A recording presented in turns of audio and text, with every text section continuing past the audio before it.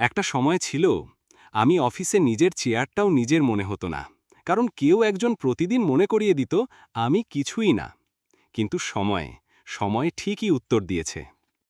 আমি রবিন, ছোট্ট একটা প্রাইভেট কোম্পানিতে জব করতাম।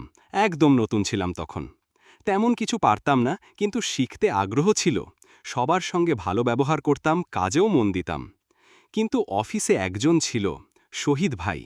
ওনার চোখে আমি ছিলাম অযোগ্য, অপদার্থ, ফ্রিতে মাসিক বেতন খাওয়া একটা বোঝা।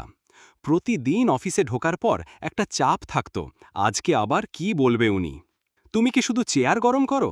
তোমার মতোদের চাকরি দেওয়া মানেই কোম্পানির ক্ষতি। এই ছেলেটাকে দেখো, সবাই কিচ্ছু পারে না, তবু আছে। সবাই হাসত, আর আমি চুপচাপ থাকতাম, কারণ উত্তর দিলে সেটা অভদ্রতা হতো, না দিলে আমি দুর্বল। একদিন ক্যান্টিনে লাঞ্চ টাইমে সবার সামনে বলল, এই রবিন, তোকে দেখে মাঝে মাঝে মনে হয় তুই মানুষের ছায়া না, একটা ফাঁকা ফাইল। হাসির রোল পড়ে গেল চারপাশে। আমি শুধু মাথা নিচু করে বলেছিলাম, আচ্ছা ভাই, সময় একদিন উত্তর দেবে।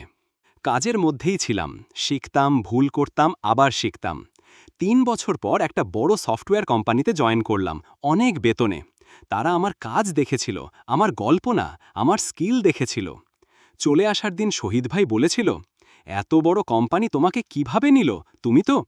আমি শুধু বলেছিলাম, ভাই, তারা মানুষের রিপোর্ট দেখে নেয়, রেজাল্ট দেখে না। 6 মাস পর হঠাৎ একদিন মেল আসলো, শহীদ ভাই আমার নতুন কোম্পানিতে চাকরির জন্য আবেদন করেছেন। এইবার আমার ইনবক্সে তার সিভি। আমি ফাইলটা খুলে চুপ করে দেখছিলাম। একটা সময় ফাইলের নিচে একটা ছোট্ট নোট লিখে এইচআরকে ফরওয়ার্ড করলাম। শহীদ ভাই কাজ জানেন, অভিজ্ঞতাও আছে, কিন্তু মানুষ হিসেবে একটু ট্রেনিং দরকার। তবে সুযোগ পেলে তিনি হয়তো বদলাতে পারেন।